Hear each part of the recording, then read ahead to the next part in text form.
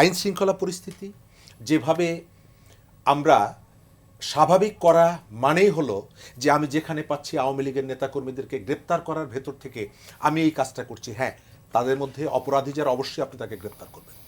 তাদের কাউকে আইনের থেকে তারা কেউ ঊর্ধ্বে না, আপনি ধরবেন। কিন্তু এর ভেতর থেকে অন্য যে অপরাধী যারা, তারা কি এক ধরনের আড়াল থেকে হাসছে?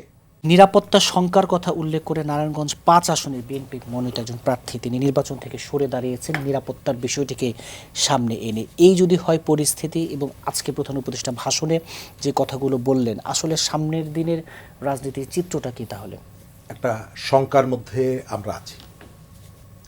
শঙ্কা প্রথম দিকে যে ধরনের পরিস্থিতি তৈরি হয়েছিল সেটি ক্রমশ বিস্তৃত হচ্ছে, এবং এই বিস্তৃত হওয়ার পেছনে অনেকগুলো কারণ আছে। একই সাথে আমাদের যে মেকানিজমগুলো আছে, এই জায়গাটায় কাজের থেকে কথা বেশি বলার একটা প্রবণতা, এবং উদ্ভূত পরিস্থিতিতে তাৎক্ষণিকভাবে জনতুষ্টিমূলক কতগুলো অ্যাকশান, কিন্তু তার কন্টিনিউয়েশন দেখা যায়নি। এবং এই যে পরিস্থিতিটা তৈরি হয়েছে, একটা বিরাট শক্তি 15 বছর যারা রাজনীতি, অর্থনীতি, সমাজ অনেক কিছুই নিয়ন্ত্রণ করত, এবং তাদের শক্তি, সামর্থ্য, তাদের কানেকশান, এই জায়গাগুলো আমি যদি হালকা করে দেখি এটি ভুল হবে।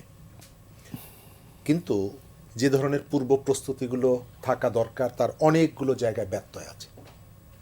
এবং কখনো কখনো আমার যে শক্তিটা আছে, সেই শক্তিটা পুরোপুরি কাজে লাগানোর ক্ষেত্রে এক ধরনের গাফিলতি আছে, এক ধরনের পপুলিস্ট ভার্সন আছে। আমি আপনাকে মনে করিয়ে দিই, আব্দুল হামিদ যখন পালিয়ে গেলেন, চিকিৎসার জন্য গেলেন, তাৎক্ষণিকভাবে যে রিপারকেশনের পর আমাদের যিনি স্বরাষ্ট্রের দায়িত্বে আছেন, তিনি ঠিক এই ভাষায় বলেছিলেন যে যারা পালাতে সহযোগিতা করেছে তাদেরকে শাস্তি না দিলে আমি দায়িত্ব ছেড়ে চলে যাব।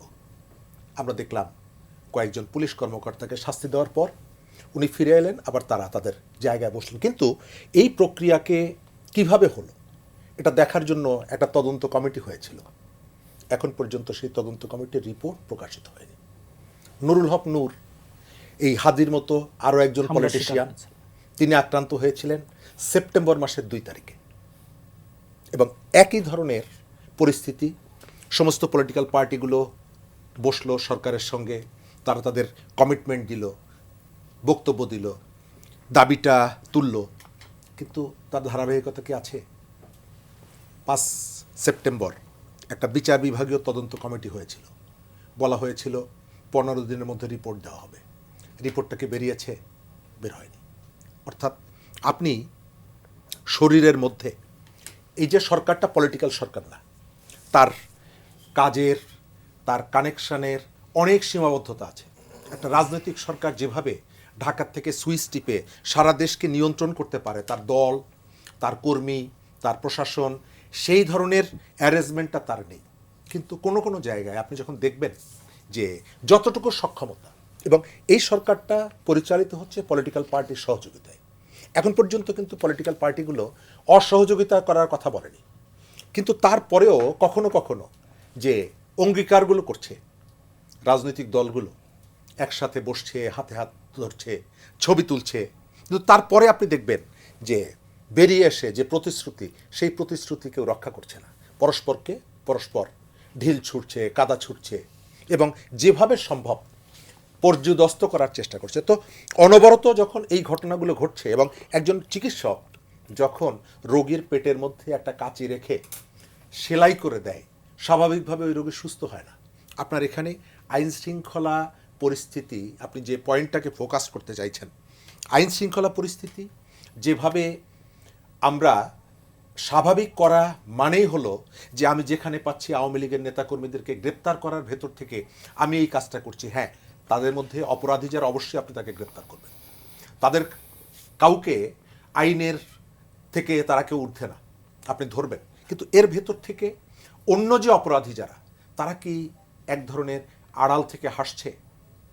আমাদের এখানে যে অস্ত্রগুলো লুণ্ঠন হয়েছে, লুট হলো, সেই অস্ত্রগুলো আজ থেকে 4 মাস আগে আপনার মনে থাকার কথা, মুন্সিগঞ্জে থানার লুট করা অস্ত্র একজন কিনে নিয়ে তিনি তার মেয়ে বান্ধবীকে গুলি করে মেরে ফেলেছিল, তখন যদি আপনি সতর্ক হতেন, এই অস্ত্র উদ্ধার করার জন্য যে ধরনের উদ্যোগটা থাকা দরকার ছিল সেই উদ্যোগটা এখন পর্যন্ত আমরা দেখতে পাচ্ছি না। ফলে যখন একজন অপরাধী দেখছে যে আপনার বিদ্যমান নানা ধরনের দুর্বলতা, সে তো আসলে তার ভাবনার মধ্যে সরকারটা কি ধরনের সরকার, কতগুলো সাপোর্ট আছে তার প্রতি, এই জিনিসগুলো কখনো বিবেচনা করে জি, না অপরাধী। কিন্তু যা ঘটলো তারপরে আজকে প্রধান উপদেষ্টা যে ভাষণ এবং অপূর্ব জাহাঙ্গীর নিজেও বলছিলেন যে এখন আসলে কঠিন হওয়ার পালা, মানে আশ্বস্ত আমি হওয়া যায় আমি যেটা মনে করি, আমি প্রথমত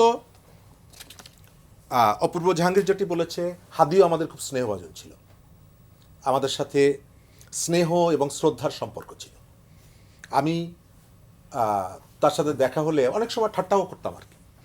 তো আমি মনে করি যে দ্রুত তার সুস্থতা আমরা কামনা করি।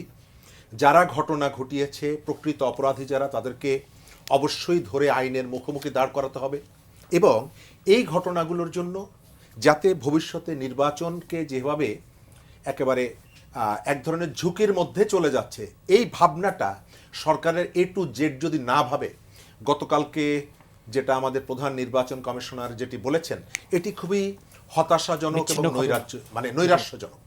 এই ধরনের দায়িত্বশীল একটি জায়গা থেকে তিনি যখন বলেন যে এটি স্বাভাবিক একটা ঘটনা, কিন্তু সরকার তো সেটি বলছে না। সরকার প্রার্থীদেরকে অস্ত্র দিতে চাইছে, অর্থাৎ একটা ফেয়ার ইলেকশনের জন্য, একটা প্রতিযোগিতাপূর্ণ ইলেকশনের জন্য। আমি আসার আগে আপনাদের গেস্ট রুমে বসে গল্প করছিলাম 18 যে ইলেকশন, এই বিষয়ে একটু পরে আবার যাচ্ছি। তো এই জায়গাটা প্রার্থী যদি স্বাভাবিকভাবে স্বাধীনভাবে তিনি যদি পদচারণা করতে না পারেন, তাহলে আসলে তার মনের নির্বাচন মধ্যে হবে যদি শঙ্কা থাকে, নির্বাচনকে আপনি উৎসমুখর করতে পারেন। জি।